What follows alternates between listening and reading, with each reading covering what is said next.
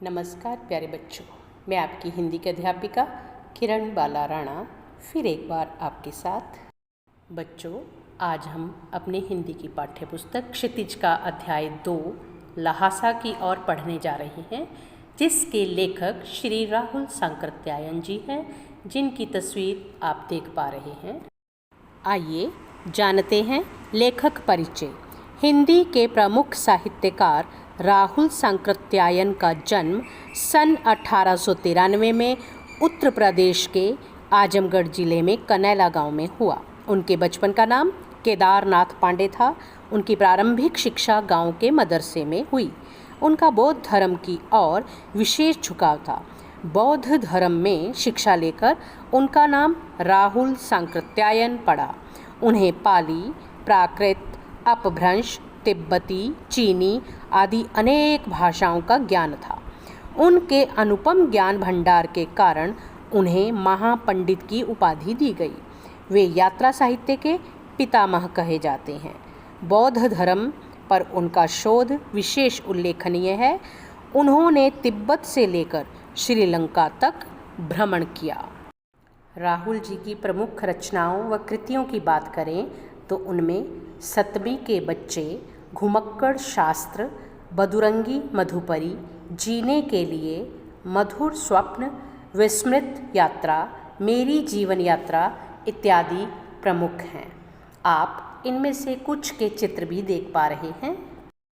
राहुल सांकृत्यायन जी को साहित्य अकादमी पुरस्कार तथा भारत सरकार के पद्म भूषण पुरस्कार से विभूषित किया जा चुका है। आइए पढ़ते हैं पाठ का सार। उससे पहले पाठ की रूपरेखा को जानें। इस पाठ में राहुल जी द्वारा की गई तिब्बत यात्रा का एक यात्रा वृतांत है। भारतीय लोगों को उस समय तिब्बत जाने की अनुमति नहीं थी, इसलिए लेखक ने भिखारियों जैसी वेशभूषा धारण कर अपनी यात्रा की। यात्रा के दौरान लेखक ने लहासा की ओर जिन दुर्गम रास्तों की यात्रा की, उनका वर्णन इस यात्रा वृतांत में प्रस्तुत किया है। तो आइए पढ़ते हैं पाठ का सार। यह यात्रा वृतांत 1930 के आसपास का है। उस समय फरी कलिंगपोंग का रास्ता नहीं खुला था और भारतीयों को तिब्बत जाने की अनुमति नहीं थी। यही कारण है कि लेखक को भिखमंगों की वेशभूषा में वहाँ पर प्रवेश करना पड़ा। तब नेपाल के रास्ते से तिब्बत में हिंदुस्तान का व्यापार होता था। इस रास्ते पर अनेक सैनिक चौकियाँ और किले भी थे। अब बहुत से किलों में किसानों ने अपना बसेरा बना लिया है, क्योंकि चीनी सैनिक वहाँ से हट चुके हैं और वो किले और छावनियाँ अब खाली हो चुकी हैं और उसमें आम लोग और किसानों ने रहना आरंभ कर दिया है और कई फौजी मकान गिर चुके हैं। लेखक की यात्रा की शुरुआत कैसे हुई?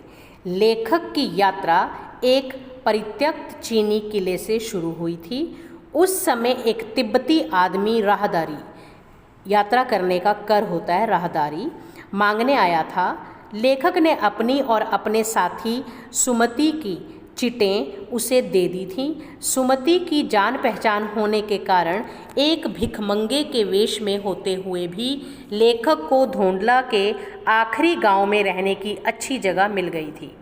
अब 5 साल बाद लेखक इसी रास्ते एक भद्र यात्री के वेश में घोड़े पर सवार होकर लौटा तो उसे गांव के सबसे गरीब घर में रहने को मिला। निर्जन स्थल डांडे। डांडे तिब्बत का सबसे खतरनाक स्थान है, जो 16-17 हजार फीट की ऊंचाई पर स्थित है। लेखक और उसके साथी को इसे पार करना था। यह स्थान निर्जन है, इसलिए डाकुओं के लिए सबसे अच्छी जगह है। काफ़ी ऊंचाई पर होने के कारण दोनों तरफ मीलों तक कोई गांव नहीं है। लोगों को डाकुओं का भय बना रहता है। यहाँ के डाकू पहले आदमी को मार देते हैं, उसके बाद देखते हैं कि उसके पास कुछ पैसा वगैरह है या नहीं। तिब्बत की कानून व्यवस्था अच्छी नहीं है। सरकार खुफिया विभाग व पुलिस पर अधिक खर्च नहीं करती। हथियार के संबंध में यहाँ कोई कानून नहीं है। इसलिए लोग अपनी सुरक्षा के लिहाज से बंदूक और पिस्तौल लाठी की तरह लेकर घूमते हैं।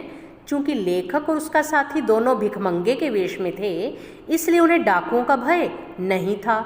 जहाँ कहीं भी उन्हें कोई ऐसी खतरनाक सूरत दिखती, वे अपनी टोपी उतारकर और जीभ निकालकर वहाँ की भाषा में कुची कुची 1 पैसा कहते हुए भीख मांगने लगते।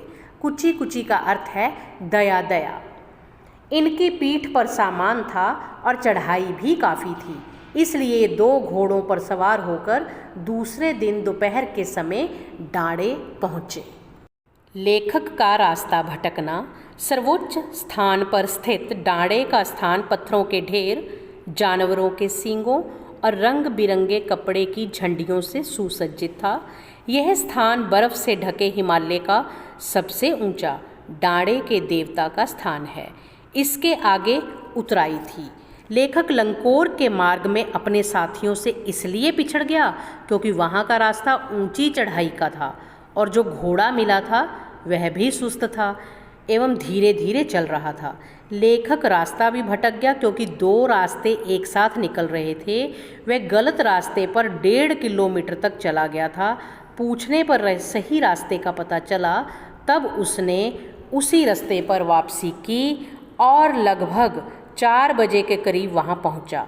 लेखक का साथी सुमति बहुत क्रोध में था क्योंकि उसे बार बार चाय गर्म करते हुए लेखक की प्रतीक्षा में घंटों बैठे रहना पड़ा। मंगोलों का मुंह वैसे ही लाल होता है। गुस्से के कारण सुमति का मुंह और लाल हो रहा था। यहाँ से इन लोगों ने तिंगरी जाना था। कुछ सामान पीठ पर लादकर और हाथ में डंडा लेकर वे आगे बढ़े। तिंद्री का मैदान।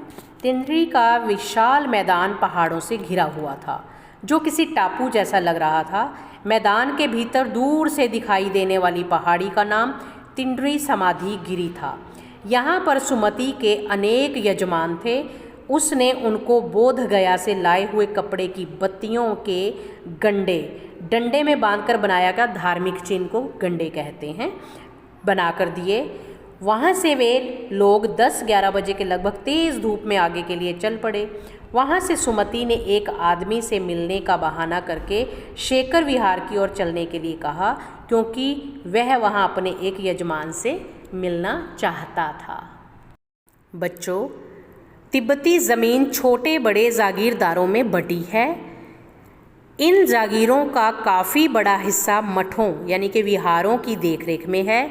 ये जागीरदार बेगार मजदूरों से अपनी अपनी जागीरों पर खेती करवाते हैं। समय समय पर खेती का प्रबंध देखने के लिए भिक्षु आते रहते हैं जिन्हें राजा के समान आदर मिलता है। आइए जाने मुखिया भिक्षु नमसे से मुलाकात। शेखर विहार की खेती के मुखिया भिक्षु नमसे बड़े ही भद्र पुरुष थे। लेखक को भिखमंगों के वेश में देखकर भी शेखर की खेती के मुखिया भिक्षु नमसे उनसे बहुत प्रेम से मिले। यहाँ एक अच्छा बौद्ध मंदिर था जिसमें कंजूर बुद्ध वचन अनुवाद की हस्तलिखित 103 पोथियाँ रखी हुई थीं, जो मोटे कागज पर बड़े अक्षरों में लिखी गई पोथियाँ थीं, जैसा कि आप चित्र में भी देख रहे हैं। एक एक पोथी 15-15 सेर से कम नहीं थी। लेखक का आसन वहीं लग गया। वह पोथी पढ़ने में मग्न हो गया और सुमति अपने यजमानों से मिलने चला गया। दूसरे दिन लेखक और उसके साथी भिक्षु नमसे से विदाई लेकर पुनः तिंगरी गांव के लिए वापस चल पड़े, जो यहाँ से बहुत दूर नहीं था। तो ये था पाठ का सार लहासा की ओर। बच्चों, स्वयं भी इसका आदर्श वाचन कीजिए और इसे विस्तार से पढ़िए और इसका आनंद लीजिए कि किस प्रकार राहुल सांकृत्यायन जी ने अपनी तिब्बत की यात्रा की। धन्यवाद प्यारे बच्चों।